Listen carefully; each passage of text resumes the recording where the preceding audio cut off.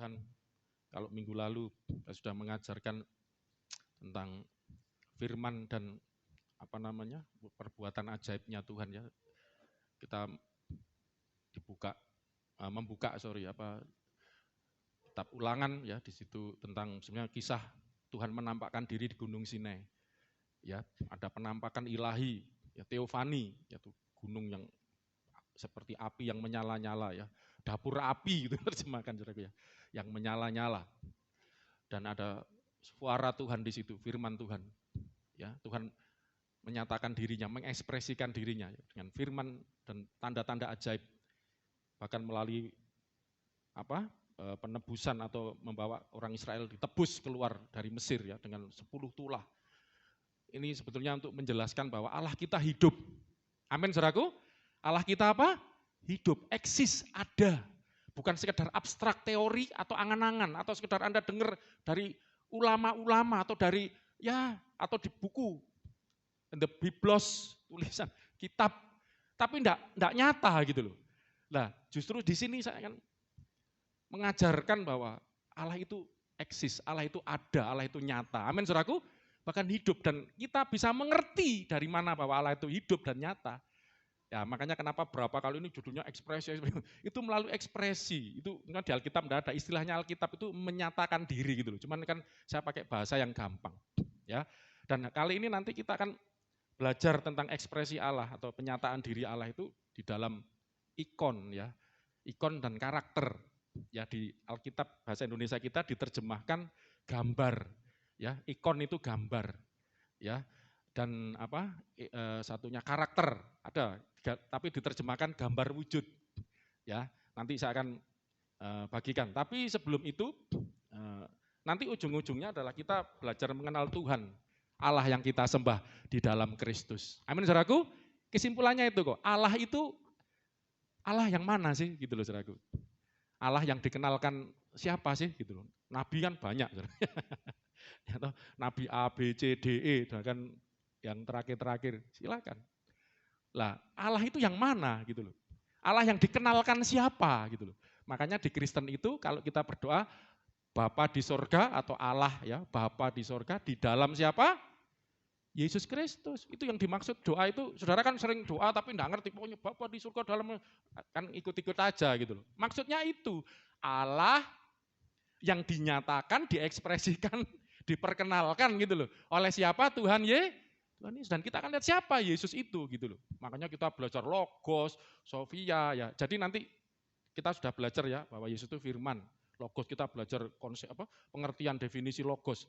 Tujuan saya supaya gini loh, supaya saudara itu enggak sempit pikirannya. Logos itu apa sih? Ya. Logos itu firman. Firman itu apa sih? Perkataan atau kata-kata. Bahasa Inggrisnya itu kata-kata. Cuman karena yang ngomong Tuhan jadi firman. Itu bahasa Indonesia aja. Kalau di bahasa lain tetap word ya, kata-kata. Dan yang dimaksud kata-kata itu apa gitu loh. Nanti ada hikmat segala macam. Nanti ujung-ujungnya ini makanya diujungkan dulu ya. Itu ekspresi saudaraku. Ya. Jadi bukan gini loh. Misalnya Tuhan, kata-kata itu coba ya kita kasih gambaran ya. Misalnya Tuhan ngomong halo gitu, terus apakah jadi omongan ini halo terus jadi orang gitu ya. Ya toh? Yang dimaksud firman atau perkataan Allah itu apa sih? Halo, halo ini langsung jadi, apakah gitu saudaraku? Saudara Muslim ada ayatnya sih di Al-Quran itu ya, bahwa dikatakan Yesus itu adalah kalimat Tuhu, ya, kalimatnya gitu ya, kalimat Allah, ya toh, yang diturunkan kepada Maria, ayatnya gitu, saudara. Cuman penafsirannya beda ya, dan roh yang keluar daripadanya gitu, bayangkan saudaraku. Itu jadi ayat yang rame sebenarnya. Tapi tergantung yang menafsirkan. Nah, saudara Muslim menafsirkan, nah ini kalau makanya kenapa saya ajarkan Logos supaya saudara bisa ngerti tentang apa yang dimaksud Yesus itu adalah firman Allah gitu, yang jadi manusia. Kalau mereka ini supaya ngerti, dan jadi orang yang terutama orang yang tidak percaya Yesus, mereka berpikir, mereka ngerti bahwa Allah itu menciptakan segala sesuatu dengan firman, makanya dianggap sama. Jadi hasil dari firman Tuhan gitu loh. Kalau kita bukan, ini beda-beda tipis loh. Yesus bukanlah hasil atau ciptaan dari ketika Tuhan berfirman maka jadi. Tapi Yesus itu adalah yang berfirman ini loh, firman yang menjadikan ini jadi manusia, bedanya di situ. Ya, makanya kenapa kita belajar agak panjang itu nanti supaya kita semakin ngerti bahwa Yesus itu bukanlah yang dimaksud Seperti yang dimaksud mereka yang tidak percaya Yesus, ya, menganggap Yesus juga firman-Nya, karena ayatnya di Quran itu kalimatuhu itu perdebatan.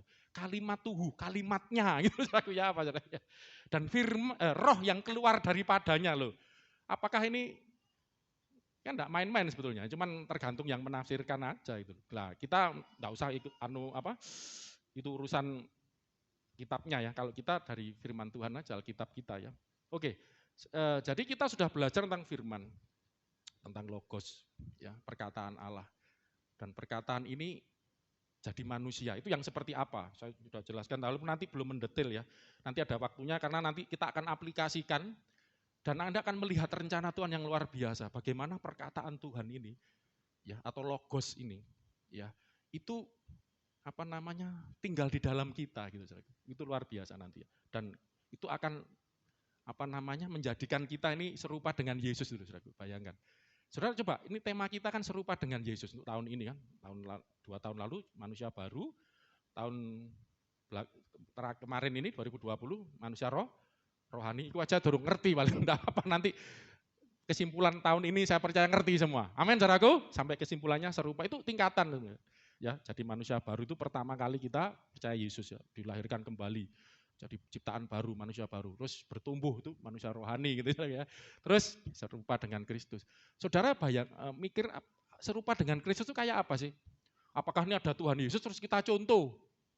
Ternyata enggak gitu nanti, saudaraku. Enggak bisa, itu Alkitab berkata berubahlah kamu, metamorfose, berubah itu. Saya pernah ngasih contoh paling gampang, sampai Anda kan sampai kasih contoh yang konyol-konyol biar ingat ya. Sampai minggu lalu khotbah anjing kaing-kaing kucing itu kan biar ekspresi itu dengar suara aja udah ngerti itu siapa gitu. Makanya Yesus itu firman, suara, ya, firman Allah, suaranya Allah. Waktu Tuhan bicara langsung kita ngerti, itu Allah eksis, Allah hidup. Ekspresinya Allah, kan? Kesimpulannya gitu. Kan? Ekspresinya anjing kaing-kaing itu, walaupun saya tidak mau menyamakan maksudnya, tapi ini ngasih contoh yang ya konyol mungkin, tapi supaya kita ngerti yang dimaksud firman itu bukan firman ciptaan gitu, bukan yang diciptakan oleh firman. Lah, saudara tahu enggak yang dimaksud serupa dengan Kristus?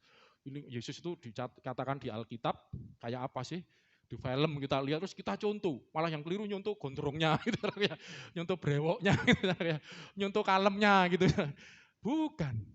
Serupa dengan Kristus itu nanti saudara akan belajar bahwa logos atau firman itu yang adalah Kristus, lah itu ekspresinya Allah. Nanti kita akan lebih detail ya, itu tinggal masuk.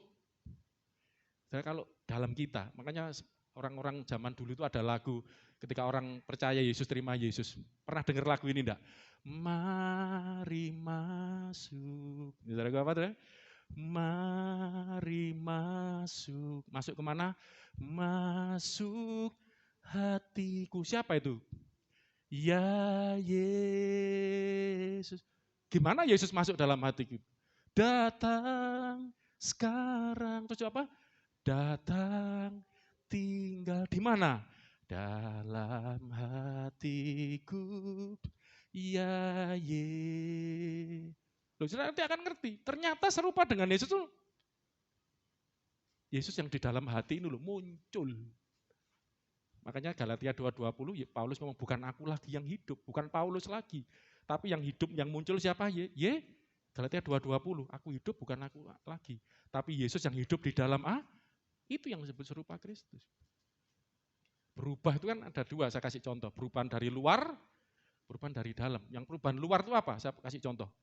Ular ya. Ular nanti bahasa Jawa kan, ulat itu ya. Ular itu berubah.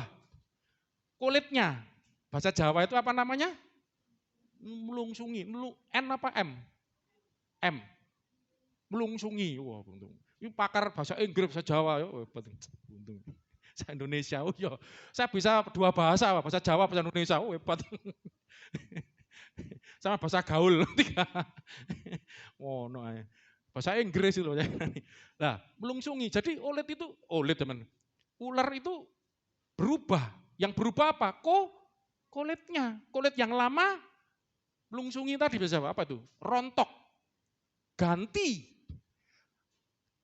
kulit. Tapi ketika ular itu berganti, kulitnya berubah, tetap jadi Ular ini bukan yang seperti itu. Tapi yang dimaksud metamorfoste, kita di pelajaran IPA itu waktu sekolah itu dengar apa kupu-kupu itu kan, dari kepompong ulat, kok ulat dulu ya, ulat dulu ya, terus gak sekolah suwe. Ulat dulu, jadi kepompong kan jadi kayak gemuk gitu ya, wah ada kulit luarnya, terus meletek ini ya, bukan melungsungi, bahasa Jerman nih meletek, pecah, peng, berubah, yang keluar tetap ulat, kupu-kupu, merah, kuning, hijau, hilang, oh itu lah pelangi ya, bukan lagunya kupu-kupu itu, indah banget kan, wah, itu yang metamorfosis, berubahlah kamu, itu bahasa Yunani metamorfosis, yang sering kita dengar itu metamorfosis, berubah jadi baru. Kamu di dalam Kristus, ini manusia baru teman. Kamu adalah ciptaan yang baru. Ayat selanjutnya ada, yang lama telah berlalu, yang baru telah jadi brand new. Apa bahasa Inggrisnya brand new? Benar-benar baru sama sekali. Kalau ular kan tetap ular, mungkin ularnya dulu kulitnya keriput, sekarang ular kulitnya jadi cerah kan, kulit baru kan, tapi tetap ular. Ngerti gak? Itu berubah yang bukan seperti itu. Ya, makanya kita belajar tentang, ya harus sabar ya. Sebenarnya kemarin di Kersel kan banyak pertanyaan tentang keselamatan, belum waktunya sebenarnya. Ya kita sudah belajar tentang keselamatan, cuman nanti itu kita akan belajar lagi ya setelah saya selesai mengajarkan tentang yang memberikan keselamatan gitu, saudara. Maaf ya, kadang orang Kristen ini senang berkatnya, ya, tapi tidak mau belajar siapa yang memberi berkat. Berkatnya senang, keselamatannya senang, anugerahnya senang, ya penghiburannya senang, jamaahnya senang. Tapi tidak mau, kalau suruh malas, kalau suruh belajar yang memberkati kamu itu loh, seperti apa. Saya bukan hanya bicara who, whatness, bukan cuma who is he, berarti cuma apa juga what is he, seperti apa Tuhan itu. Ya, seperti apa Tuhan itu. Saya sudah punya materi khusus, belum nanti akan ke sana. Udah buat banyak, ini udah ratusan ini saya buat. Saya ini kalau khotbah itu bingung apa, enggak tahu yang dikhotbahkan, bingung yang dikhotbahkan yang apa, saudara. Saking banyaknya saya itu campur-campur sampai sudah siap semua, pelan-pelan saya anukan. Ini aja logo sudah lama saya buat ya. Nah, oke, jadi supaya Anda mengerti, oh ini yang memberkati aku, yang menyelamatkan aku, yang mengasihi aku. Seperti apa sih gitu loh dia itu. Bukan cuma siapa dia.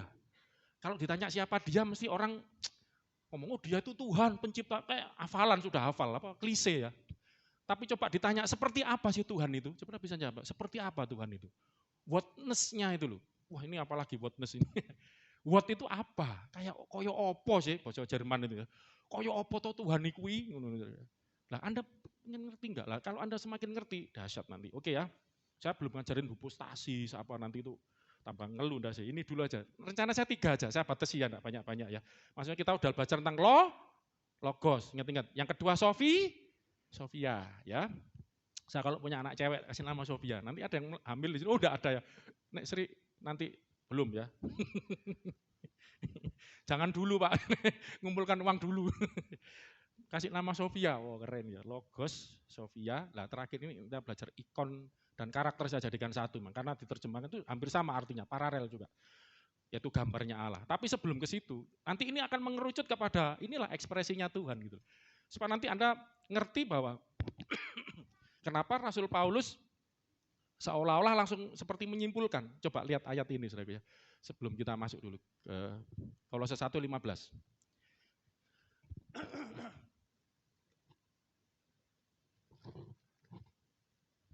Kolose 1:15. Iya, ini Tuhan Yesus yang dimaksud. Adalah siapa saudaraku? Gambar Allah. Iya kan bukan Allah, masa Allah adalah gambar Allah kan enggak masuk. Memang ayat di atasnya itu yang dimaksud Tuhan Yesus. Tuhan Yesus itu adalah apa saudaraku? Ikon tu theo bahasa Yunaninya ya. Image of God. Bahasa Yunaninya imago Dei ya. Gambarnya Allah. Dei itu Allah. Bahasa Latin, bahasa Yunaninya ikon tu theo. Ia adalah gambar siapa? Allah yang enggak kelihatan gitu loh ya, invisible God. Allah itu enggak kelihatan. Terus jadi kelihatan itu karena ada Tuhan Karena ada gambarnya Yesus. Itu nanti apa? Kita akan belajar ini. Tapi sebelum ke situ, saya akan ini Rasul Paulus ngomong seperti ini. Kenapa bisa muncul ada pemikiran atau bukan pemikiran ya? Dan ini enggak kebetulan. Karena memang di dalam Kejadian 1 ayat 26. 26 dulu ya, 26 atau 27? Coba 26. 26 dan 27 ya, kita lihat ya. 1, 2, 3. Berfirmanlah Allah, baiklah kita menjadikan, saya enggak jelasin ya tentang Allah yang ngomong, kok ngomongnya kita gitu ya. Itu Tritunggal, nanti juga ayat di atasnya ya. Kejadian 1 itu pada mulanya Allah. Allah itu bahasa Ibraninya di situ Elohim. Elohim itu jamak, plural. Kalau tunggal itu Eloah ya. Jadi kalau sebetulnya terjemahannya itu pada mulanya Allah yang jamak itu. Nah, tapi di situ ternyata kata kerjanya ini unik saudaraku. Kalau sedikit ya supaya Anda ngerti, ini saya jelasin kita sedikit ya. Kenapa kok Tuhan itu ngomong kita gitu. Ini bukan bahasa kayak orang terjemahkan keagungan ya. Kalau orang pidato kan kami ini kan maksudnya ngomong saya, bukan seperti itu ya. Ayat di atasnya itu Elohim itu jamak. Tapi uniknya Bereshit pada mulanya Bereshit ya. Bereshit bara itu menciptakan, dicipta. Elohim. Bara ini kata kerja mencipta. Ini untuk kata kerja untuk orang yang tunggal. Nah, ini bahasa itu gitu memang. Kan Indonesia enggak ono ngene-ngene. Makanya jadi yang mengerjakan itu orang yang disebut tunggal, tapi kenapa ini jamak gitu loh. Nah, itu mumet neh, itu Tritunggal itu gitu ya. Nanti lain kali ada khusus. Jadi di sini kita ini walaupun ngomong kita, ini kata kerja menjadikan ini juga tunggal. Jadi kata kerja untuk orang tunggal, bukan orang. Kalau bahasa Inggris misalnya ya, gini aja lah paling gampang. Kalau bahasa Inggris untuk yang simple present aja paling gampang ya. Makan ya, kalau makan itu apa? Oh, bener. Eat, eat, we eat apa? Mangan apa? Bakpao, meatball, bakso, ya. We eat meatball, eat. Nah, tapi kalau dia. Kan satu orang, dia laki-laki. Kalau makan, yang sekolah SMP itu, makan bakso tadi, meatball ya. Makan ini untuk kata kerja satu orang, kata kerjanya beda loh saudaraku. Eat jadi apa? Tambahi S, eats. Ya gitu loh saudaraku. Jadi kata kerjanya kira-kira begitu. Bayangkan ini untuk kita kan berarti banyak gitu loh. Tapi kata kerjanya kata kerja untuk satu orang gitu loh maksudnya. Ya itu seperti itu saudaraku. Ya, baiklah kita menjadikan itu misterinya Tritunggal kira-kira. Nanti lain kali belajar ya. Mumpung kepingin dikit lah. Saudara tahu enggak? Esa di dalam bahasa Ibrani itu echad. Katakan echad. 1, 2, 3. Echad. Ya saudaraku ya, echad. Echad itu muncul bahasa Arab itu ahad. Ahad lah. Echad ini, esa ini artinya bukan tunggal numerik atau angka atau satu. Kalau bahasa Ibrani angka satu itu atau yang satu yang menunjuk jumlah satu biji gitu ya. Itu yahid gitu ya. Anak tunggal itu anak yahid. Tapi ini echad. Lah echad ini dijadikan bahasa Arab itu ahad. Ahad itu artinya apa? Minggu. Saya mau tanya, 1 minggu itu ada berapa? Kalau ditanya gitu. 1 minggu itu ada berapa? Itu tunggal atau jamak? 1 minggu itu tunggal atau jamak? 1 minggu itu bisa tunggal, bisa jamak. Kenapa? 1 minggu itu isinya apa sih? Senin, Selasa, Rabu. Loh, makanya echad itu ahad itu. Jadi echad itu kayak gitu. Dan pertama kali muncul kata echad ya. Echad, esa. Jadi kata yang dimaksud esa, supaya Anda ngerti Allah itu esa. Itu artinya bukan esa numerik angka 1 gitu. 1 yang bermakna jamak ya Pak Saudaraku. Kayak 1 minggu itu maksudnya apa? Ayo. Nah di Alkitab itu ada istilah echad itu pertama muncul di Kejadian 1 ayat 3. Berfirmanlah Allah, jadilah terang, lalu terang itu jadilah petang, jadilah pagi, itulah hari yang itu echad, hari yang echad. Jadi echad itu 1 hari lah, kalau cara tanya, 1 hari itu jamak atau tunggal? 1 hari itu loh. Sama, bisa jamak, bisa tunggal.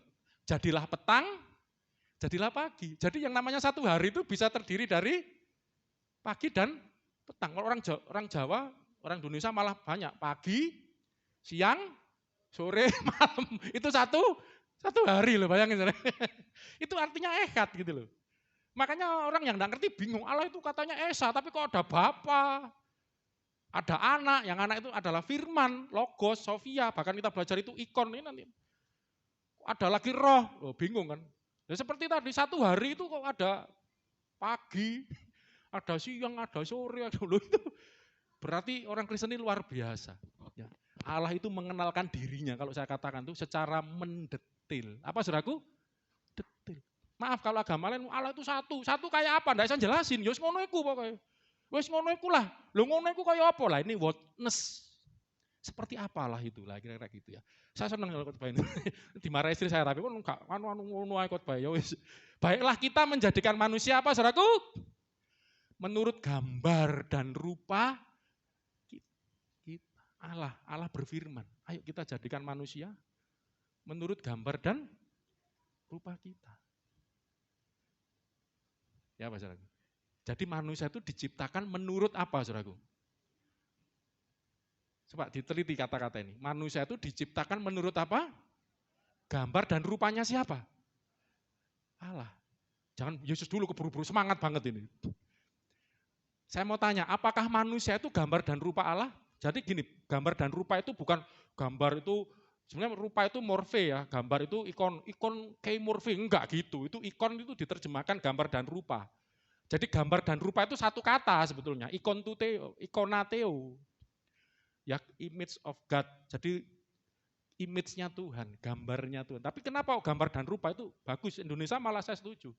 Gambar dan rupa, nanti saya akan jelaskan yang dimaksud gambar itu ternyata bukan buku gambar itu, saudara, gambar pemandangan, gambar lukisan. Itu pernah dipakai Yesus ketika ditanya, dijebak sama orang Farisi. Makanya kalau belajar gini nih, belajar bahasa Yunani itu ada maksud apa? Ada bagusnya, saudaraku. Ya. Jadi kita lebih dalam gitu loh ngertinya ya. Ya oke lah, itu tugasnya pendeta aja katanya. Kalau jemaat bisa ya luar biasa. Jadi waktu Yesus ditanya, kan mau dijebak ahli Taurat orang Farisi. Yesus itu mau dijebak supaya, jadi dijebak untuk supaya dibenci orang Yahudi dengan melanggar hukum Taurat, nggak berhasil-berhasil. Mau dijebak, dianggap dituduh memberontak kepada pemerintah. Waktu itu ditanya, bolehkah kita bayar pajak? Oh, ngerti nggak juga. Terus apa yang dilakukan Tuhan Yesus? Bawa ke sini. Uang, waduh, minta uang, enggak, aku buat contoh. Terus dikasih uang, terus Yesus tanya apa? Gambar siapakah ini? Itu ikon, ya gambar. Lah gambar itu bukan gambar lukisan, gambar timbul. Saudara pernah lihat, sayang uang saya jutaan semua ya, wah enggak ada. Receh ada enggak? Ada uang koin enggak? Uang koin apa? Enggak ada saya. Uang apa? Serat apa? Paling kecil 500, ada contoh enggak?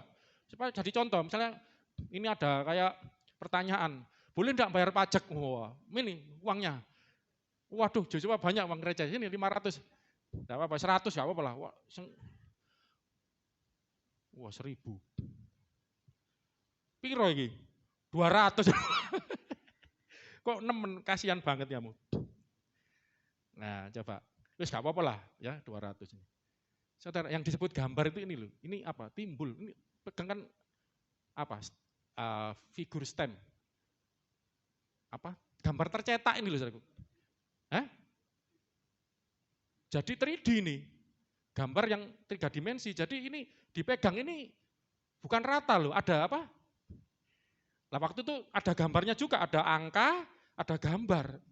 Ini kalau lukisan, jadi yang dimaksud gambar itu bukan lukisan. Kalau lukisan gini hilang, saudaraku, luntur. Ini tercetak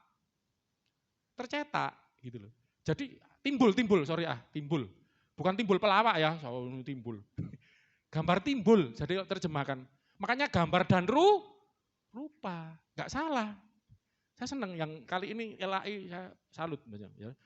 Jadi sampai menjelaskan satu kata aja perlu 2 kata, nggak apa-apa. Gambar dan rupa. Karena ini bukan cuma nanti kalau gambar tok, bayangan Anda kayak gambar pemandangan, lukisan ya, galuh, gambar apa, pola ini apa, dengan gambar pakaian gitu ya.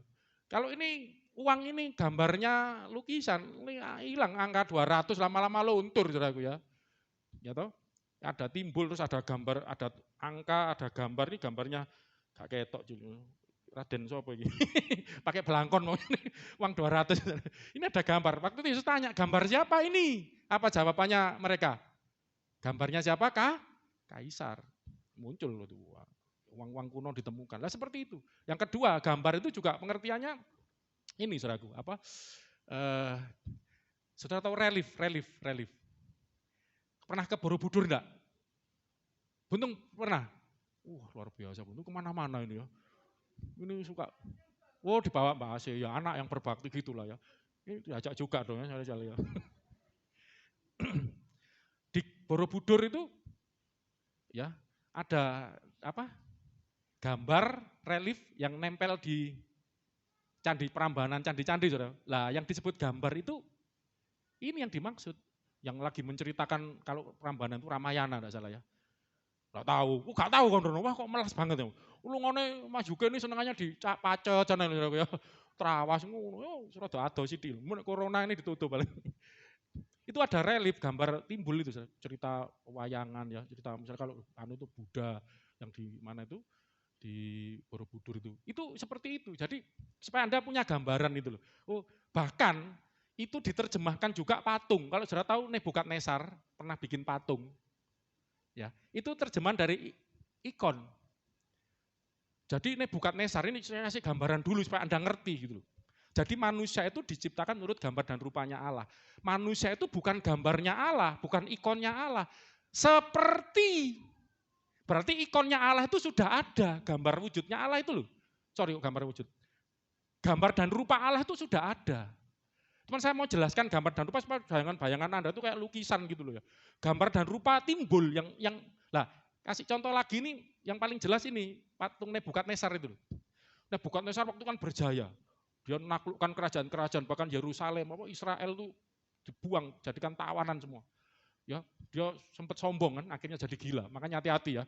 Orang kalau ya lupa diri, sombong dengan kesuksesannya bisa gila. Saudara. Lupa diri dulu gila. Dia sempat lupa diri, terus dia ini merasa kayak Tuhan. Apalagi orang-orang sekitarnya ini penjilat. Wah, itu kiasan loh ya, penjilat itu bukan jilatin. Penjilat, pengatok. Jadi suka kamu ini top, wah, dewa gini. Akhirnya dan itu memang mau jebak Daniel, Shadrach, Abednego itu ya. Akhirnya si Nebukadnezar buat patung yang menyerupai dia itu. Saya lihat itu lebarnya 6 hasta, 6 hasta itu bagi 2 aja, 6 bagi 2, 3 meter, tingginya 60 hasta, 30 meter. 30 meter itu tinggi banget enggak? Ini aja berapa meter ini? 2 loh. Enggak sampai. Ini 2,2 setengah lah ya, 2 lebih ya, 2,5. Ping piro berarti sampai 30 meter itu. Ya 15-an ya, 15 kali ini numpuk lah. 15 ruangan ini numpuk, itulah tingginya patung. Dari emas. Itulah, jadi Nebukadnezar membuat ikon tentang dirinya. Nebukadnezar supaya minta disembah, gitu, buat ikon, buat patung, buat di situ terjemahkan patung, gambar dirinya. Nah ini, jadi Nebukadnezar menggambarkan dirinya dalam wujud patung yang tinggi. Gitu. Dan waktu ada musik dibunyikan, seluruh kaum, bahasa itu Daniel pasal piro itu ya, telu ya salah ya. Siji luru telu telu nih salah. Seluruh suku, kaum, bahasa harus berkiblat ya kayak itu. Nyembah itu pakai kiblat. Jadi kiblat ke patung itu tadi dari mana-mana suruh nyembah ikonnya. Kalau patung itu bahasa Indonesia glipton sebenarnya. Itu patung yang fisik ya. Jadi ini seperti gambar yang penggambaran dirinya Nebukadnezar gitu kayak gini gitu. Ya sembahan gitu ya. Dan Shadrach, Meshach, Abednego nah nyembah terus dibuang ke dapur api ya itu ceritanya dapur api itu dari situ. Nah itu terjemahan dari ikon. Nah supaya saya ngomong gini nih supaya saudara punya gambaran dulu loh. Gambaran aja apa meneh gambaran. Wis gambaran makanya ruwet bahasa. Tapi itulah saudara supaya Anda ngerti bahwa Yesus manusia diciptakan menurut gambar dan rupa Allah. Tadi Kolose 1 ayat 15 bahwa Yesus itu adalah gambar Allah yang lebih enak ngikuti terjemahannya aja. Gambar dan rupa Allah yang enggak kelihatan tadi. Allah itu bisa dilihat enggak? Bisa dilihat. Lah sekarang bayangkan, ketika manusia diciptakan, ayo kita ciptakan manusia menurut gambar dan rupa kita. Nek gono wujude lho kaya apa? Nah kira-kira gitu. Tapi saya tidak akan, nanti kita akan khotbah khusus, rupa dan gambar, seturut rupa dan gambar Allah itu kayak apa. Apakah Allah kayak kita begini, karena kita ini kopiannya dia. Enggak, nanti bukan itu yang dimaksud. Ya, jadi manusia diciptakan menurut gambar dan rupa Allah. Coba ayat 27 lebih jelas ini. Nanti lain kali saya khotbah khusus ini ya, panjang. 27. Maka 1, 2, 3 Allah menciptakan manusia itu apa saudaraku? Nah di sini gambarnya menurut gambar Allah ya, di ekonateo, gambar Allah. Lanjutkan aja ya, gambar dan rupa Allah lebih enak gitu. Amin saudaraku. Jadi lah coba pengertiannya gini. Waktu manusia diciptakan menurut gambar dan rupa Allah, berarti gambar dan rupa Allah itu sudah ada atau belum? Sudah. Lah kalau nggak ada mau cetak kayak apa gitu loh. Sudah ada gambar dan rupanya yang mau dicontoh gitu. Nah, kira-kira gitu. Manusia bukan gambar dan rupa Allah. Diciptakan seperti gambar dan rupa Allah. Jadi manusia belum ada gambar dan rupa Allah, sudah ada ya bersama-sama Allah, gambar rupanya Allah seperti apa. Dan siapakah gambar dan rupa Allah tadi? Kolose 1:15, 1, 2, 3 siapa? Tuhan Yesus. Ini loh. Apa hubungannya lah? Saya jelaskan kenapa saya ngomong ekspresi-ekspresi ini yang saya maksud. Apa bedanya? Loh katanya logos, firman. Katanya hikmat. Kita sudah belajar Sofia juga loh. Yesus itu hikmat dan kekuatan Allah. Ya. Amsal pasal 3, dengan hikmat langit ditetapkan, ya. Dengan pengertian apa itu kan hikmat. Tadi Tuhan itu menciptakan dengan firman, dengan hikmat, bahkan gambar Allah pun manusia diciptakan menurut gambar Allah. Kalau sudah gini kan jadi agak bingung dikit. Ada firman, ada hikmat, ada gambar Allah. Sebenarnya itu nanti akan mengerucut. Nah ini loh makanya kenapa kesimpulannya bahwa Alkitab menyimpulkan Yesus itu. Nah nanti adalah karakternya Allah. Nanti saya akan tunjukkan ayatnya nanti. Kalau sekarang terlalu cepat. Ya. Jadi Yesus itu gak apa-apa langsung karakternya lah. Ya, tahu enggak karakter itu saya lihat dari kamus ya, kamus Indonesia. Kapan ini ada berita di TV ada yang yang komisi untuk wanita itu namanya apa ya? Saya lupa. Memprotes definisi wanita. Waduh, yang dikeluarkan kamus bahasa Indonesia loh, bisa diprotes. Ya itu kan buatan manusia juga ya, bisa enggak setuju. Tapi saya lihat kamus Indonesia ini bagus juga menerjemahkan karakter. Jadi karakter itu di sini ayatnya. Ibrani 1 ayat 3. Di situ diterjemahkan gambar dan wujud. Nanti saya akan nyoba gabungkan dengan logos, Sofia sama ikon dan karakter ini. 1, 2, 3. Ia adalah kemuliaan itu doksis, ya doksa. Kemuliaan Allah. Yesus itu kemuliaan Allah. Nanti lain kali malah banyak loh. Yesus itu macam-macam.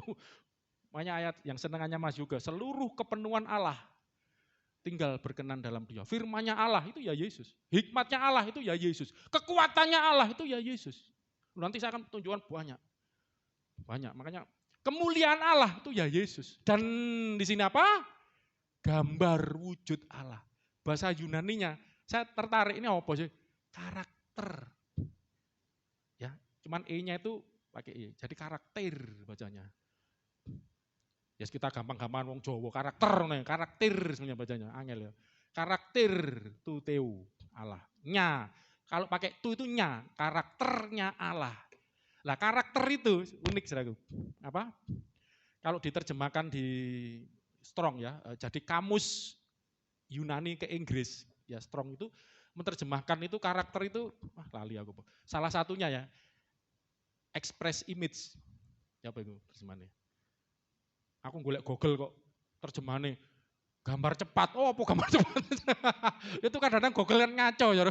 Express image, apa buntung yang biasa express itu bisa expression, bisa cepat kan kereta ekspres. Jadi image yang gambar yang mengekspresikan gitu loh ya. Jadi gambar ekspresi, saya terjemah kira-kira gitulah. Gambar yang mengekspresikan pemiliknya. Gitu, ya. Jadi ketika melihat Yesus, oh Allah, makanya kenapa Yesus ngomong, kamu melihat aku, sama juga kamu melihat Bapa. Lihat aku sama dengan lihat Bapa. Jadi express image, karakter, gambar wujud Allah. Luar biasa. Dan terjemahan Indonesia, bagus saudaraku. Nah nanti saya masuk ke ekspresi ini. Makanya kenapa kita akan belajar Yesus itu adalah ekspresi Allah yang paling sempurna. Ya, Tuhan Yesus adalah ekspresi Allah yang paling sempurna. Karena kita akan melihat Allah itu juga mengekspresikan diri melalui penciptaan. Ada. Jadi kita lihat ciptaan, Tuhan. Jadi ekspresinya Allah kita bisa lihat, Tuhan itu luar biasa. Tuhan itu beautiful. Ketika lihat indah bunga, kupu-kupu, indah banget ya. Itu kan mengekspresikan penciptanya. Lihat pelangi itu kan bagus loh. Pelangi itu arti ekspresi lagu ini bagus. Pelangi, siapakah? Alangkah indahmu. Ekspresinya pelangi indah. Merah, kuning, hijau. Kok cuma telu tok ya? Kan Mejiku Ibini ya. Merah itu disingkat mungkin ya. Merah, kuning, hijau. Di langit yang biru, langitnya biru, ini merah kuning, bagus. Pelukismu agung ya. Saya yang melukis. Namanya Tuhan siapa? Ada yang bercanda. Namanya Tuhan siapa? Agung. Kok bisa? Agunglah namamu. Ibu kita Kartini itu namanya siapa? Itu bercanda. Enggak apa-apa, termasuk cekak. Bosen. Siapa namanya Ibu kita Kartini? Tebak-tebakan. Kalau bisa saya kasih koin ini tadi. Siapa namanya Ibu kita Kartini? Harum namanya. Namanya siapa? Harum. Tebak-tebakan bagus ini. Namanya Tuhan Agung. Agunglah namanya. Mulialah dan agunglah namamu. Gitu ya. Oke, karakter itu saya lihat ada 3. Pertama sifat. Ya, itu umum ya. Karakternya Mas Yugo gimana? Karakternya itu sifat. Tapi yang kedua, karakter ini lebih cocok untuk ini. Memang Yesus itu menunjukkan sifatnya Allah. Seperti apa Allah itu? Allah kasih, Allah berkuasa, mujizat. Itu kan nyata, kelihatan melalui Yesus. Tapi yang kedua dan ketiga bagus. Karakter itu dihubungkan dengan komputer. Yaitu apa saudaraku? Di keyboardnya itu, touch-nya, HP Anda lah, gak usah jauh-jauh. Ada huruf, angka, tanda baca, itu disebut apa? Karakter. Saya juga punya yang Yunani, kalau ngetik-ngetik cari searching Yunani, saya juga download yang karakter Yunani. Nah coba, karakter Yunani, apa yang dimaksud? Karakter Indonesia. Indonesia sama Inggris sama enggak karakternya? Sama, karakter hurufnya itu loh, tanda baca angka sama. Kalau Yunani beda. Ya, bahasa Arab punya karakter sendiri. Apa? Berarti kalau gitu karakter itu apa? Itu terjemahkan kamus itu huruf, tanda baca, angka yang ada di touch-nya komputer atau HP Anda. Jadi karakter itu apa, saudara? Saya mencoba menerjemahkan, kalau tanya gak mari-mari kok suwe, kalau Kersel kemarin sampai ke malam. Itu jadi kalian menerjemahkan karakter itu adalah ekspresi. Cocok enggak ekspresi? Saya enggak maksa loh, coba lihat. Sekarang gini, bahasa Indonesia. Bagaimana bahasa Indonesia itu bisa diekspresikan, bisa ditulis, bisa dilihat, dibaca, kalau tidak ada karakter. Loh, bahasa Indonesia kalau enggak ada karakter gimana? Bahasa Mandarin, itu angel karakter itu. Itu membuat bahasa itu bisa tersampaikan. Perlukah karakter? Allah itu juga supaya dapat menyampaikan dirinya, menyapa manusia, menyapa ciptaannya, itulah karakter melalui Yesus. Gambarmu, wujud saya setuju aslinya. Express image. Figur stem artinya juga. Figur yang tercetak. Stempel. Lah ini saya ngawur-ngawur di wilayah. Tahu enggak stempel, saudaraku? Stempel itu kan mirip kayak koin ini kan, itu masa datar ya. Kan ada kayak timbulnya kan, figur stem. Gambar wujud, gambar rupa, gambar wujud, paralel. Enggak apa-apa, kita udah belajar paralel. Jadi kenapa saya enggak ngarang, enggak ngawur, dan itu puji Tuhan banyak ahli-ahli teologi juga setuju. Bahwa Kristus Tuhan kita Yesus itu adalah ekspresinya Allah. Amin, saudaraku. Dari ayat-ayat ini. Kalau enggak gini, buat apa Anda menyembah Tuhan Yesus? Memangnya siapa Yesus? Bagi orang lain itu nabi. Bagi orang lain itu manusia biasa. Tapi bagi kita yang belajar Alkitab, dia adalah gambar dan rupa Allah. Amin, saudaraku. Karakternya Allah. Ingat, karakter bukan cuma sifat. Ekspresi dari Allah. Tadi bahasa Indonesia itu loh. Saya ngomong begini. Kalau tidak ada karakter, huruf, tanda, tidak bisa diekspresikan kepada Anda. Itu karakter itu jadi wujud. Makanya gambar wujud, saya senang terjemahannya, bagus. Kok bisa ya terjemahan gambar wujud, hebat banget ini. Lihat penerjemahan, sulit loh mencari penerjemahan itu. Gak gampang. Dan kita juga belajar logos. Apa namanya, Sofia. Itu juga bicara tentang ekspresi. Saya akan tunjukkan ayat ini, saudara. Ini dulu aja. Saya kelewatan kapan itu tentang hikmat itu buka di dalam ini dulu Ayub 12 ayat 13. Sedikit-sedikit saya bahas hikmat dikit ya. Hikmat dan logos ini saya kombinasikan, saya paralelkan dan Anda akan dapat pengertian. Nanti saya bisa nyimpulkan, ternyata logos itu, perkataan itu, kata-kata itu, atau firman kalau untuk Allah, itu adalah ekspresi. Ekspresi daripada Allah, ekspresi dari hikmat. Jadi sederhananya gini, saya bisa berkata-kata, saya pernah ngajarkan, itu karena saya hidup yang pertama. Amin, saudaraku. Yang kedua, karena saya punya hikmat.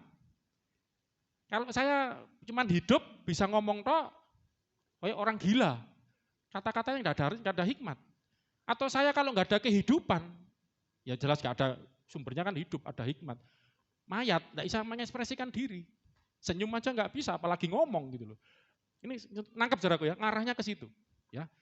Lah, kita akan lihat dulu ayat 12 ayat 13, 1, 2, 3. Tetapi pada Allah lah ada apa saudaraku? Hikmat dan kekuatan. Jadi Allah ini pada Allah. Allah ini yang memiliki, jadi sumbernya gitu loh.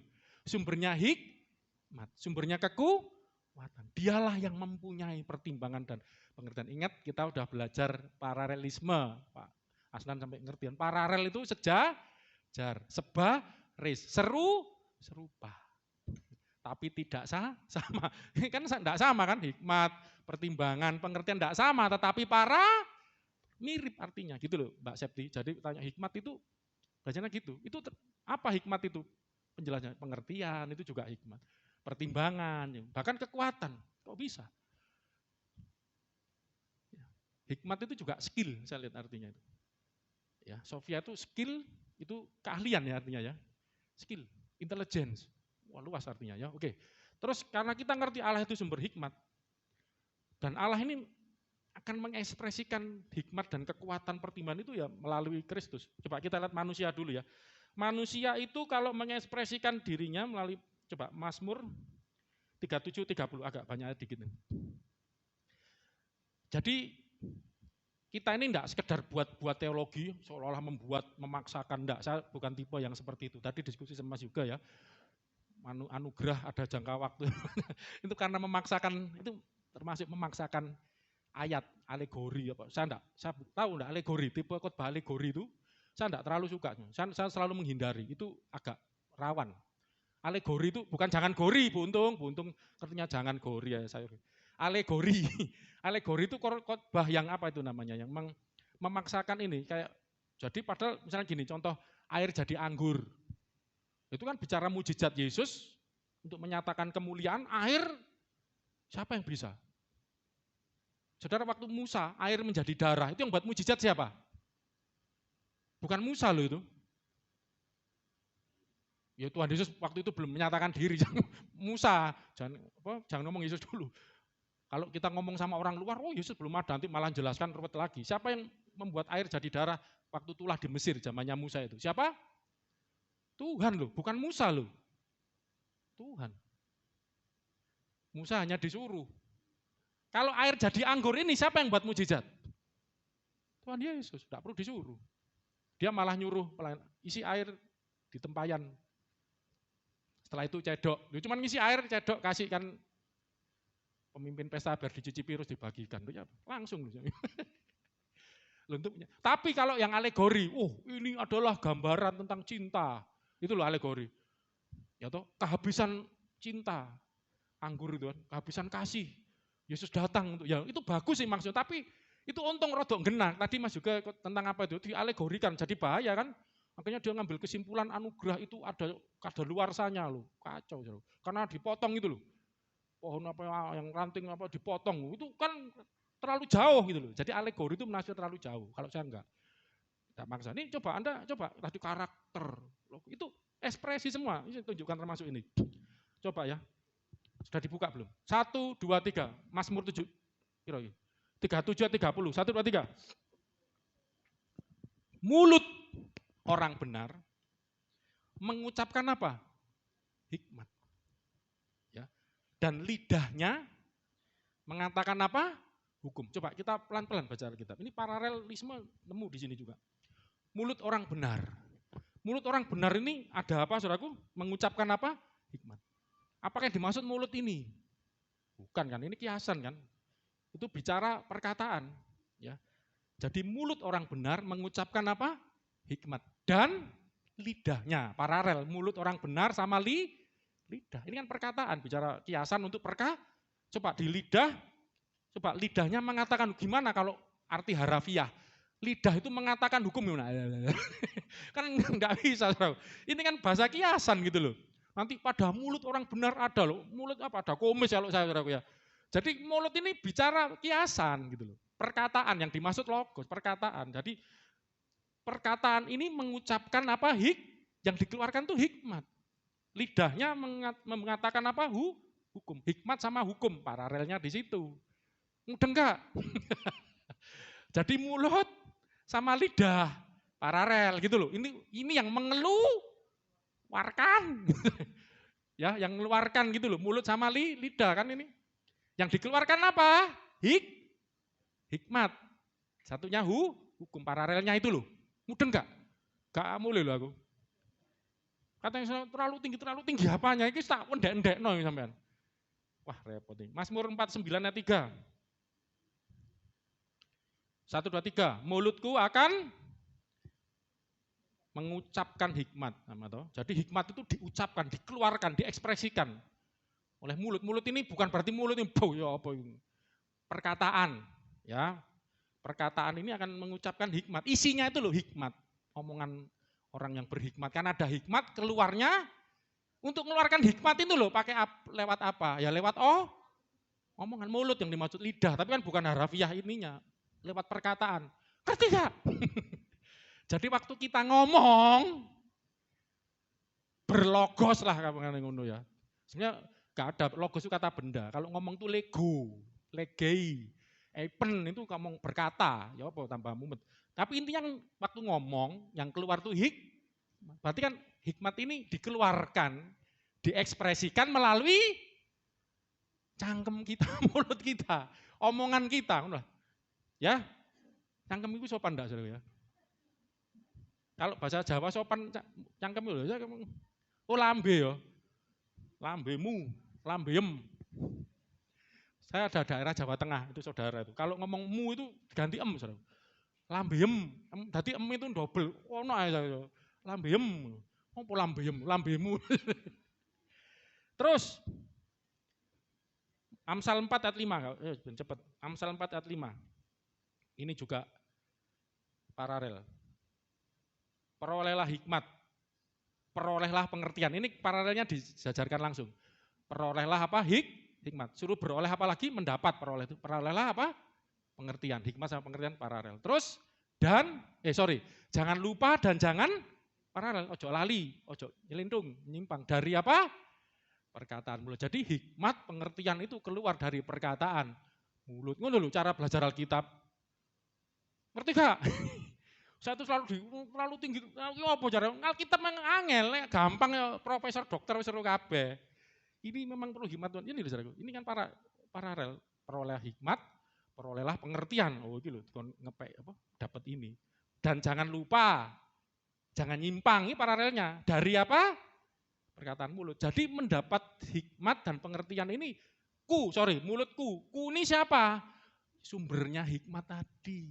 Padaku ada hikmat, padaku ada Tuhan, pada Allah ada sumber. Jadi perkataan mulutnya Allah ini. Ada hikmat, perolehlah itu. Ada pengertian, perolehlah itu. Nah itu loh yang nanti kita serupa dengan itu. Wes ngono sih ya, mbok ngerti Kak lain kali. Amsal 10:13. Di bibir. Lah kan kalau harafiah di bibirmu ada apa? Bekas sambel.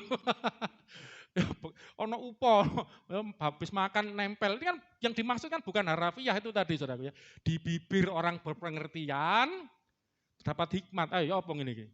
Yang dimaksud apakah bibir ini saudaraku? Enggak kan, yang dimaksud kata. Jadi saya enggak maksa loh, bukan alegori loh. Saya enggak suka saya alegori. Ini kiasan gitu loh bahasa kita. Nanti kita belajar banyak Alkitab itu kiasan semua. Duduk di sebelah kanan Allah, saya sudah buat sendiri itu. Lain kali mau khotbah itu.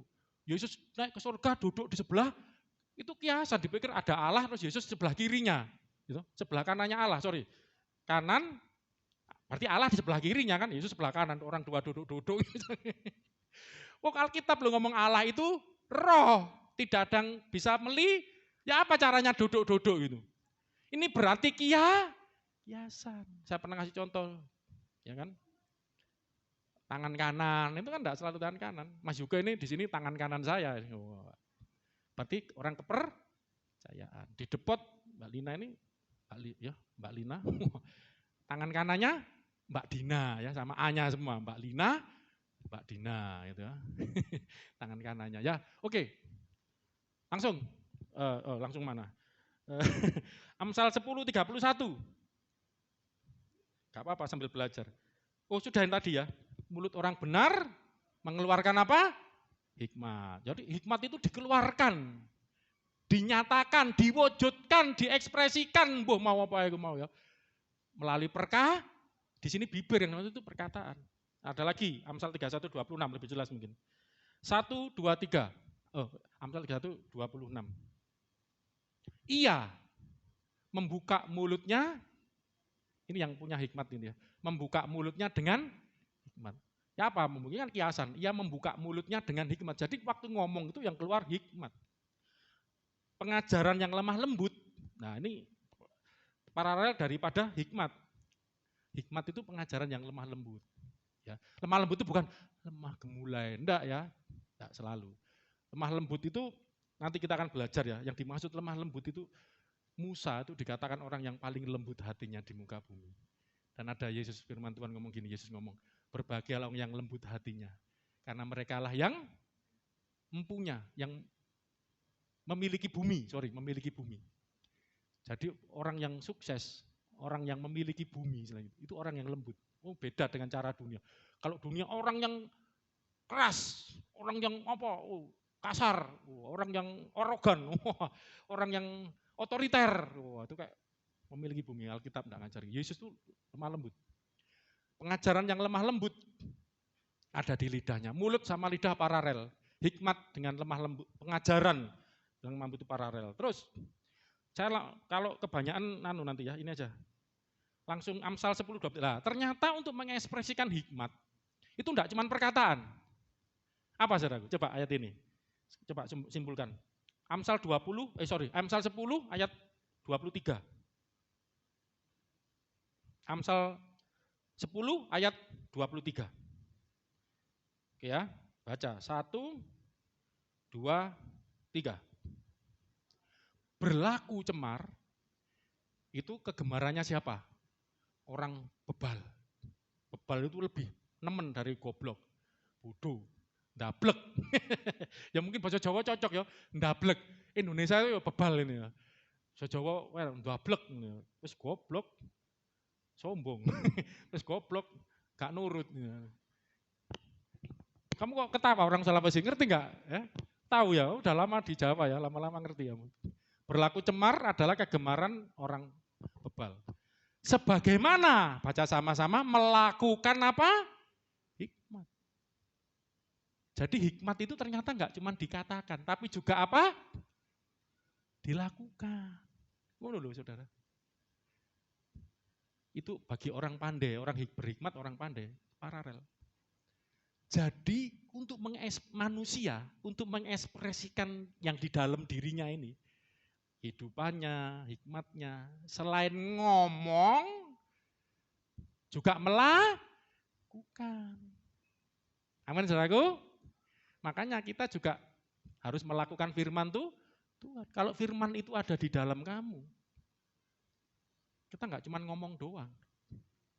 Kita juga melakukan. Iman itu juga nggak ngomong, aku percaya, tapi kelakuan nih, golek dukun.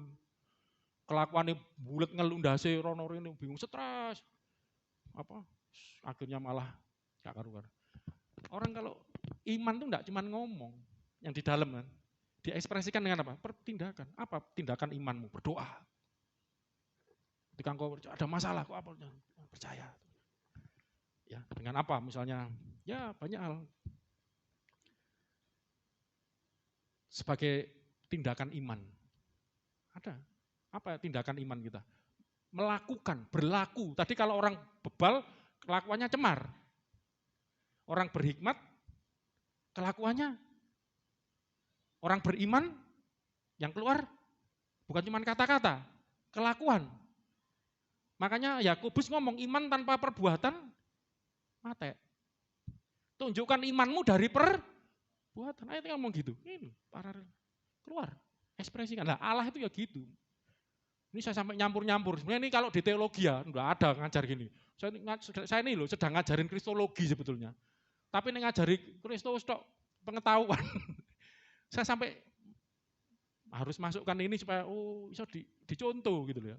Apa yang dilakukan. Ini Saudara. Amin. Nah, ini ya. Jadi inilah. Kalau gitu salah enggak kalau saya katakan logos, perkataan. Itu mengekspresikan hikmat. Sofia. Logos perkataan mengekspresikan yang memiliki hikmat ini tadi. Hikmatnya, kepinterannya, ya kekuatannya. Nah, terus selain perkataan, saya enggak bicara Tuhan dulu loh. Manusia ini mengekspresikan dirinya dengan selain perkataan atau kelakuan. Jadi lihat kelakuan Anda, saya ngerti jerone Anda. Anda naik seneng ngiler gini berarti ngopo ae. Jerone apa? Enggak bercanda ya. Kosong emang. Saya lihat ngono khotbah motone kosong, enggak ngerti. Saya ngerti dalam Anda blank. Tapi serius sekarang dari situ kelihatan ya, ngerti dia. Denis ngerti sampai Kristus semangat dia langsung jawab gitu. Kakaknya Kristo namanya ya. Wah. Kabutan jeneng masmu. Namanya Kristus loh. Kakaknya itu Kristo ya. Kristo itu Kristus. Itu apa? Kristo itu Kristus. Namanya Tuhan Yesus. Ngerti anakku tak jeneng iku ya. Kabutan jeneng.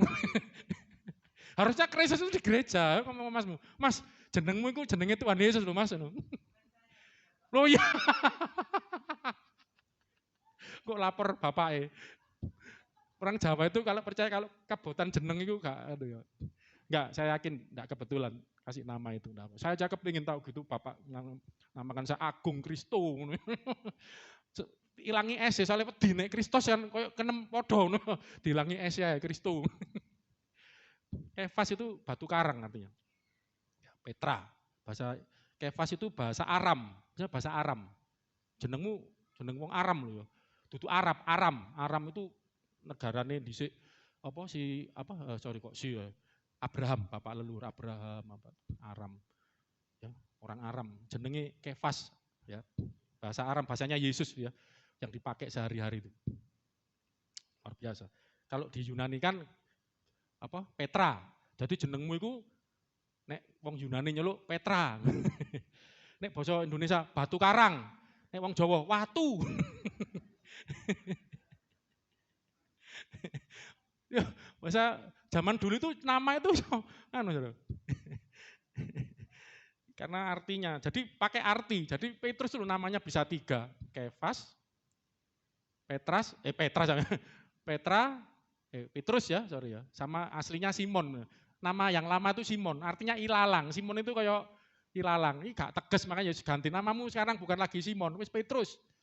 Ya, batu karang, tegas, kamu enggak boleh bingung sana ya. Oke.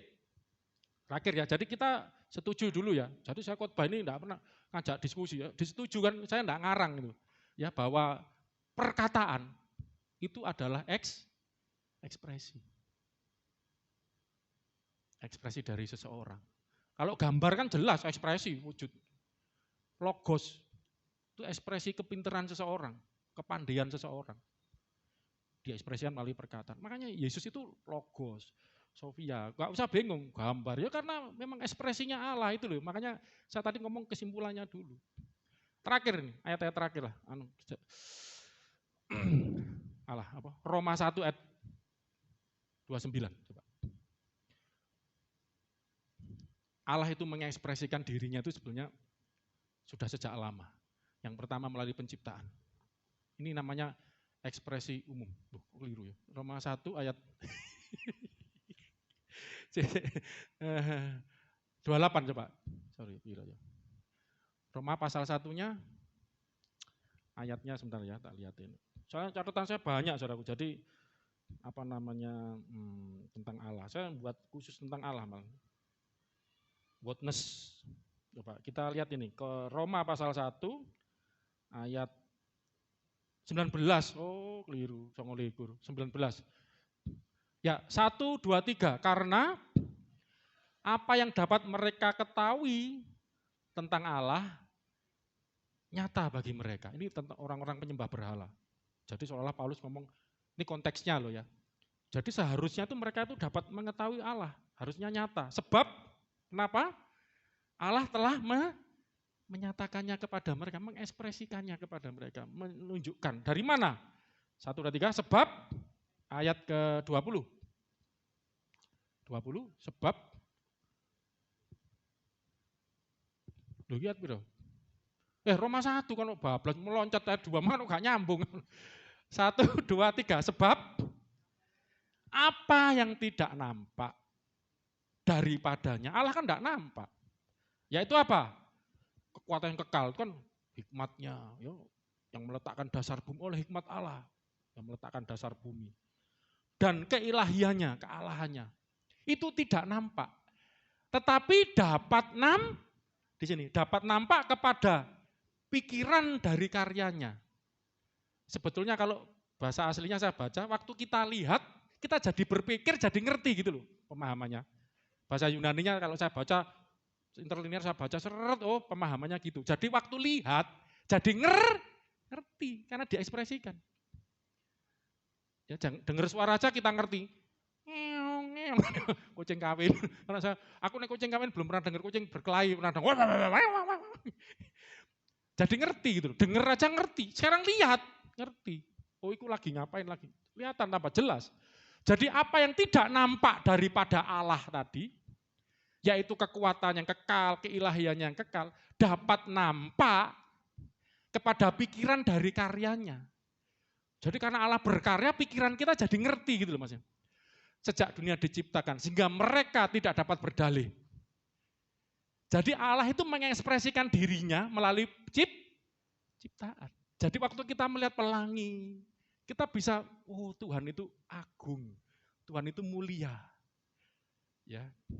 Tadi kita nyanyi, Bapa kau setia, Bapa kau mulia. Kadang kalau kita, yang pertama tadi ya, kadang kita, maaf ya, waktu kita nyanyi, setia, mulia. Nah, maaf saudara, makanya jadi orang Kristen itu jangan cuma KTP, jangan cuma identitas. Tapi lihatlah, kecaplah dan lihat, betapa baiknya, kecaplah. Kadang kita nyanyi itu kecepetan, coba renungkan, kecaplah, kecap itu kayak apa? Enak asinan sidik rek, tapi gak apa-apa gurih. Saya Beni kalau masakan saya itu ya mesti ditambah asin itu. Karena dipikir lama-lama darah tinggi lah ngono. Waduh, kalau saya masak ditambah ya biasa ya standar itu. Ngerti saya seneng asin ini. Kecaplah dirasakan, enak banget. Terus setelah mengecap dan lihat, yang dilihat apa? Yang dikecap dilihat itu apa saudaraku? betapa baiknya Tuhan. Kita jadi orang Kristen. Janganlah Kristen KTP. Saya ngomong Kristen pengalaman. Ngalami Tuhan. Amin, saudaraku. Minggu lalu kan saya sharing, saksikan. Ya memang enggak harus sesuatu yang harus lihat. Enggak harus. Ngalami Tuhan, rasa. Kecaplah. Wah, lihatlah betapa baiknya. Rasakan dan nikmati kasih setia Tuhan. Tuhan itu mengekspresikan dirinya melalui penciptaan. Ini orang-orang penyembah berhala ditegur sama Paulus. Seharusnya mereka tidak dapat berdalih. Kelihatan orang ateis, loh ini kok bisa ada. Orang ateis itu, ginilah singkat cerita, mereka percaya itu ada energi, Big Bang, ada energi yang meledak. Loh energi itu dari mana? Gitu loh. Berarti mereka menyembah energi, ini kan pencipta. Loh itu kan energi, itu energinya Tuhan. Kekuatannya Tuhan, amin saudaraku? Gitu kalau sama orang ateis. Ateis yang benar loh, yang enggak benar gak apa-apa.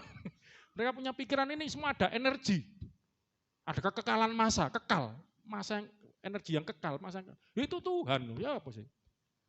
Masanya Tuhan. Iya, keilahian, kekuatan yang kekal. Lihat penciptaan. Cepat ya karena waktu ya. Ini jadi di dalam teologi ini diajarkan namanya apa? Penyataan umum. Apa saudaraku? Secara umum. Ya, jadi Tuhan menyatakan dia secara mulai ciptaan. Ya akhirnya orang bisa mikir macam-macam ini. Ki sapa kuwi nyiptakno dewa, opo tai kita opo energi lah itu kan umum ya. Jadi orang secara umum Tuhan, tapi harusnya mereka tahu ada yang menciptakan. Yang kedua, cepat aja ya. Tuhan itu menyatakan diri melalui ini langsung khusus itu Tuhan Yesus ya. Tapi ini masih ada Tuhan menyatakan melalui firman. Datang kepada para nabi. Saya cek tadi pagi sempat iseng-iseng ngecek. Saudara tahu enggak? Ini contoh aja ya. Ketika firman itu datang, Allah itu datang kepada para nabi, ayatnya ngomong gini, coba contoh ini. Pertama Bapak leluhur dulu, ini aja, Kejadian 15 ayat 1. Kejadian 15 ayat 1. Saya lain kali pengen khotbah ini, saya seneng ini. Kejadian 15 maksudnya apa? Tentang pengenalan akan Allah ini. 1, 2, 3, kemudian datanglah firman Tuhan. Jadi waktu Tuhan datang kepada siapa? Abraham, dalam suatu penglihatan. Jadi Tuhan tuh datang dalam suatu penglihatan kepada Abraham. Waktu datang, yang datang itu wujudnya apa? Ekspresinya apa? Yang dinyatakan apa, saudaraku? Yang dimanifestasikan apa? Datanglah firman Tuhan kepada Abraham. Mungkin lebih jelas ini. Dan saya cek kata datang ini apakah kiasan, maksudnya Tuhan berbicara? Enggak, ternyata hayah artinya, datang beneran. Nanti saya jelaskan.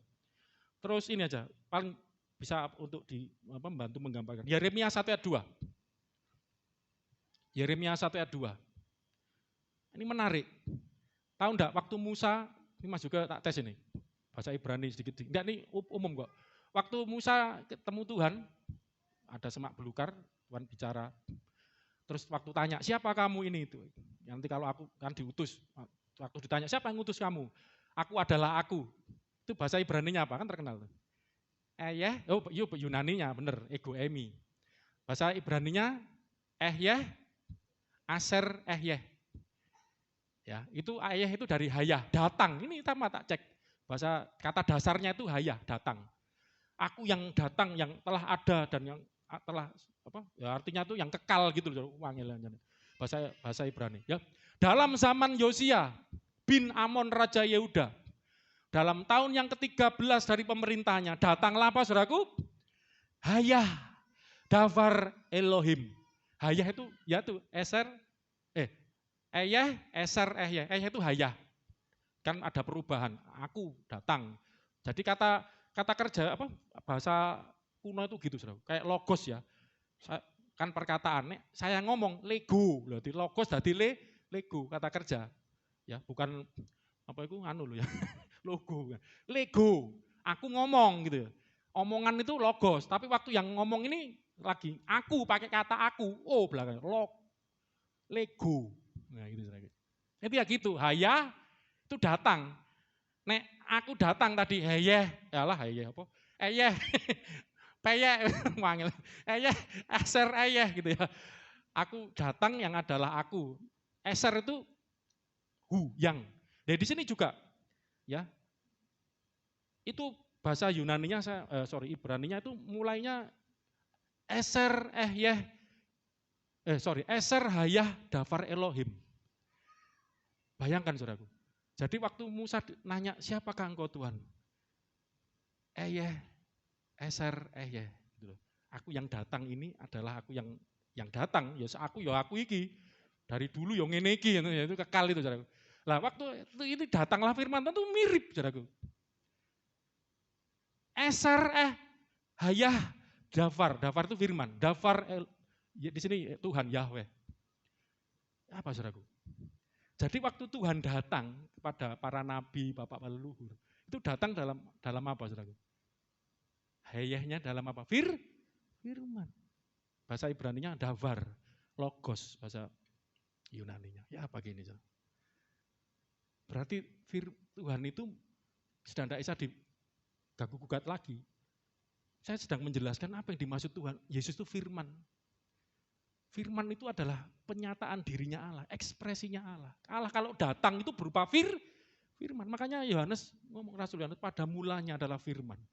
Firman itu bersama-sama dengan Allah, kekal bersama Allah. Dan firman itu adalah Allah. Seolah-olah Yohanes ngomong, waktu Allah datang, Allah yang itu keteos hologos, firman itu loh. Firman yang datang kepada para nabi. Itu loh, dan jadi manusia. Luar biasa. Amin saudaraku. Nah nanti judulnya, Mas juga kasih judul sendiri ya.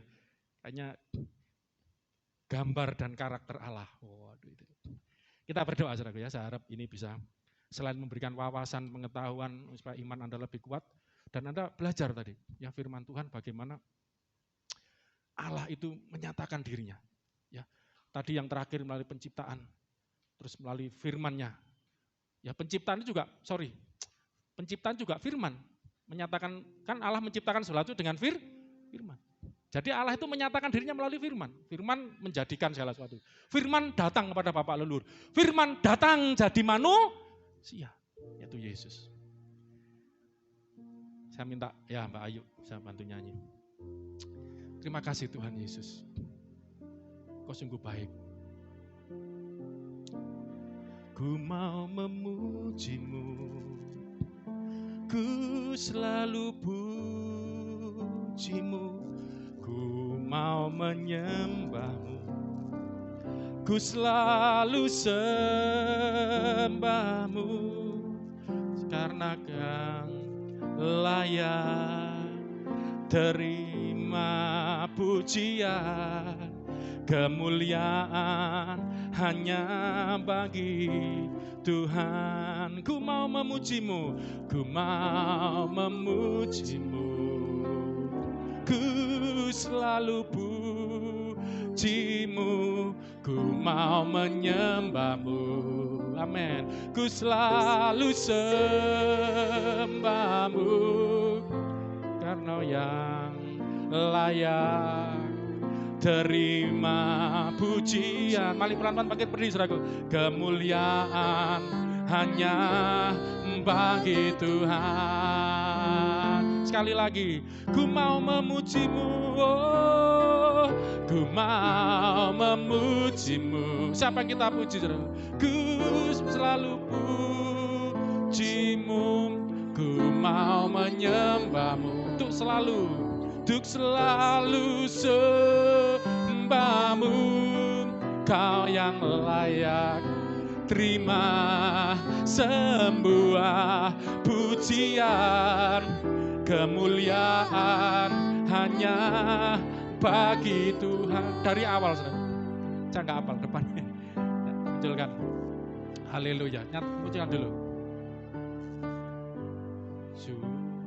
Pertama nih.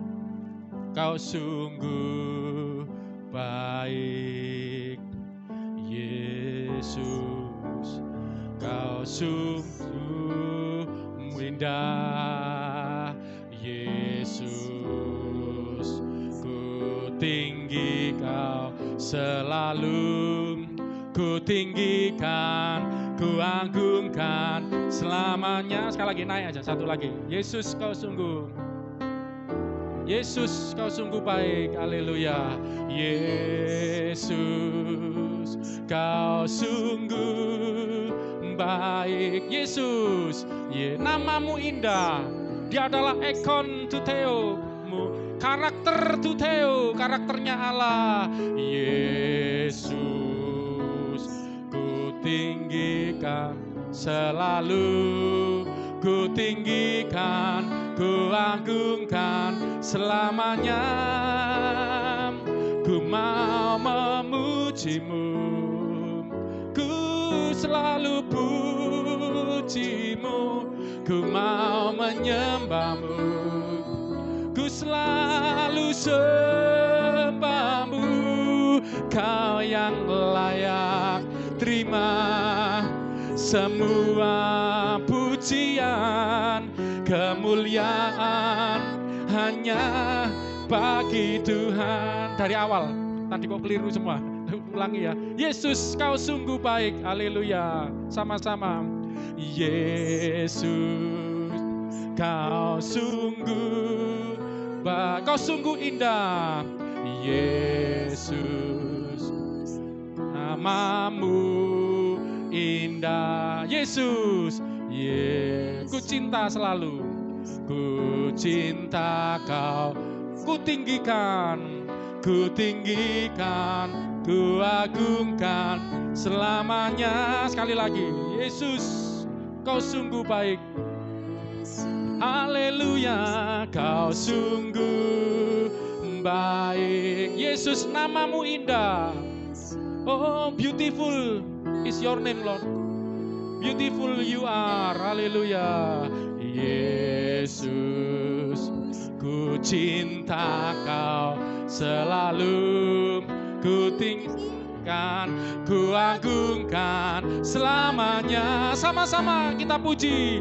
Ku mau memujimu, ku selalu pujimu, ku mau menyembahmu, ku selalu sembahmu. Kau yang layak terima semua pujian, kemuliaan hanya bagi Tuhan. Ku mau memuji, ku mau memujimu, ku selalu pujimu, ku mau menyembahmu, ku selalu sembahmu. Kau yang layak terima semua pujian, kemuliaan hanya bagi Tuhan. Yesus berkata, engkau melihat aku sama dengan kau melihat Bapa, karena aku dan Bapa satu. Tidak ada seorang pun yang sampai kepada Bapa kalau tidak melalui aku. Yesus adalah ekspresi Allah yang sempurna, adalah penyataan diri Allah yang paling sempurna. Allah menyatakan diri memang melalui penciptaannya.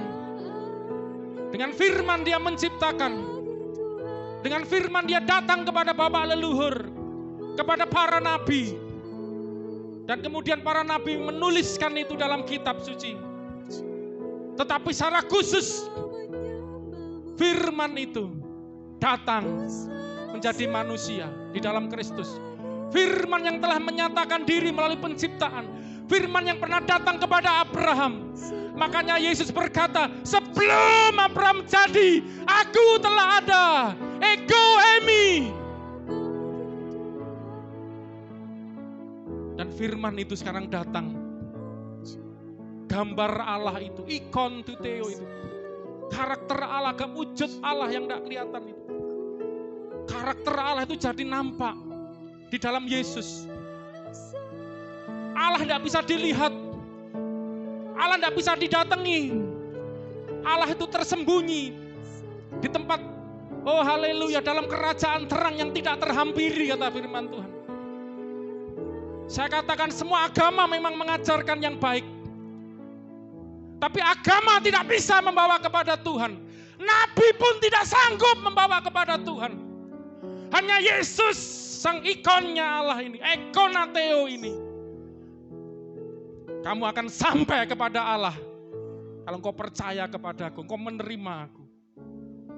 Yesus datang.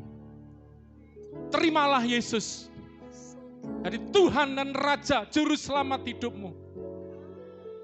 Masuk dalam hatimu, tinggal dalam hidupmu. Dan kau akan menjadi satu, bersatu dengan Dia. Immanuel, Allah tinggal bersama umat. Yang rindu. Mari, kita enggak hanya belajar secara pengetahuan. Puji Tuhan kita diberikan pengetahuan, mengenal Allah. Tapi lebih dari itu, alami, kecap, lihat, temukan. Kau mengerti. Mengalami Tuhan itu nyata dalam hidupmu. Ku mau memujimu, ku selalu, ku mau menyembahmu, ku selalu sembahmu. Kau yang layak terima semua. Yesus layak. Yesus layak disembah. Bagi Tuhan, Mas Sofa, Kau yang layak terima semua puji. Datang pada Yesus supaya kau sampai kepada Bapa. Datang kepada Yesus seperti kau datang kepada Bapa. Oh, sekali lagi, Kau yang layak mengenal Yesus. Kau akan mengenal Bapa. Karena Yesus adalah karakternya Bapa, gambar wujudnya Bapa, ikonnya Bapa. Hanya kenal, rindukan Yesus selalu. Sekali lagi, Kau yang layak Yesus. Terima semua pujian, kemuliaan hanya bagi Yesus. Kemuliaan sama-sama hanya bagi Yesus. Sekali lagi dan kita sembah Dia. Kemuliaan hanya bagi Yesus. Haleluya.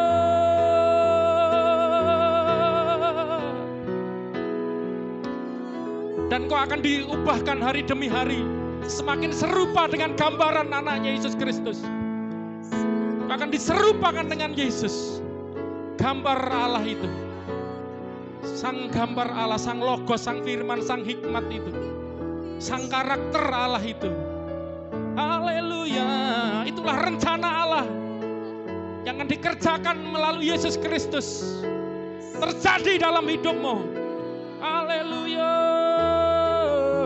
Lawat kami sama Tuhan Yesus, kami mau Tuhan.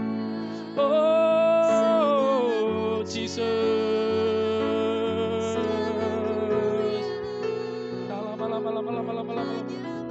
hanya bagimu Tuhan. Jamah umatmu yang beribadah hari ini, lawat dalam nama Yesus. Lawat kami. Lawat sama Kristus. Tuhan, kami buka hati buat Engkau. Masuk dalam hati kami, tinggal dalam hidup kami, berkuasa atas hidup kami. Haleluya.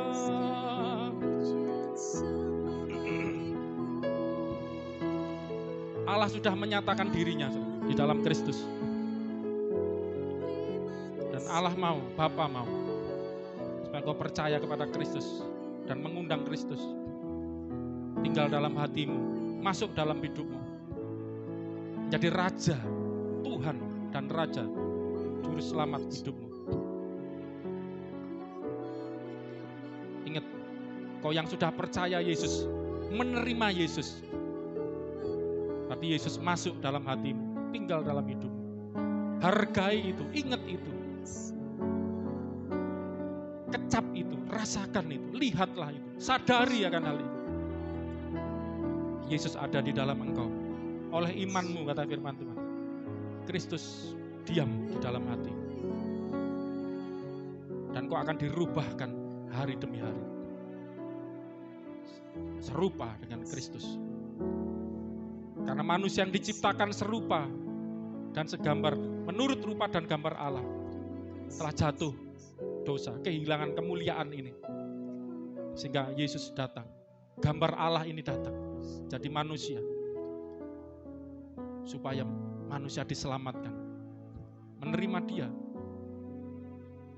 dan hidupnya dirubah, dikembalikan kepada kemuliaan sebagaimana yang Tuhan sudah rencanakan sejak semula. Inilah kasih Allah itu. Inilah rencana besar Allah itu. Sadari akan hal ini. Engkau dipanggil jadi umatnya, bukan supaya dijadikan orang sukses, orang kaya, orang yang terkenal, orang yang bagaimana, ukuran dunia. No. Yang terutama, rencana Tuhan adalah menyelamatkan engkau, memulihkan engkau, mengembalikan engkau, membawa engkau kepada keserupaan dengan gambar Yesus Kristus. Sang ikonateo ini, gambar Allah ini. Mari renungkan, inilah rencana Tuhan, tujuan Tuhan. Materi tidak bisa menjadi ukuran. Kekayaan tidak bisa jadi ukuran. Tetapi keserupaan dengan Kristus inilah ukurannya. Dari perkataanmu, perbuatan yang nampak keluar. Apakah ini mengekspresikan Kristus yang ada di dalam dirimu? Yang kau imani, yang kau percaya, yang jadi hikmatmu, yang jadi kekuatanmu. Apakah nampak dari perkataan, dari kelakuan? Ingat Amsal tadi, berlaku cemar itu adalah kegemaran orang bebal. Tetapi bagi orang yang berhikmat, punya Kristus, dia akan melakukan Kristus, melakukan hikmat dalam hidupnya. Keluar Kristus itu, terekspresi dari tindakannya. Mari. Sebelum kita selesai akhiri ibadah ini, ingat hal ini. Jadikan ini komitmen hidupmu. Pulang dari sini, selesai ibadah ini. Yes Lord, aku mau Tuhan. Kristus yang ada, yang aku terima, yang aku imani ini akan termanifestasi, terwujud, terekspresikan melalui perkataan dan tingkah lakuku. Dan orang akan memuliakan Bapa di surga melalui Yesus Kristus yang nampak dalam hidupmu. Minggu depan saya akan lanjutkan bagaimana kita akan mencerminkan kemuliaan Allah, ekspresi Allah. Sekarang terekspresi dalam hidup kita. Itulah rencana Allah. Terima kasih Bapa di surga buat anak-anakmu yang setia beribadah, baik di gereja, di rumah masing-masing, melalui live Instagram, maupun nanti yang akan memperdalam lagi. Saya mengharapkan Anda memperdalam lagi melalui YouTube, belajar lagi, dipelajari lagi. Terima kasih Tuhan, namamu dipermuliakan. Angkat tanganmu saudaraku untuk terima berkat Tuhan. Angkat wajahmu dan pandang kemuliaannya. Bapa menghadapkan wajahnya kepadamu. Bapa menyinari engkau dengan kasih-Nya, kemuliaan-Nya. Yaitu melalui Kristus, cahaya kemuliaan Allah itu terpancar, masuk dalam hidupmu. Dan kau tidak sendirian, kau tidak pernah sendiri. Allah bersamamu di dalam Yesus Kristus. Akan menyertai engkau dari sekarang, bahkan sampai selama-lama. Akan menjadi hikmat dan kekuatan bagi hidupmu. Di dalam nama Tuhan Yesus Kristus, kami sudah berdoa dan bersyukur. Haleluya. Amin. Selamat hari Minggu. Yesus memberkati kita semua.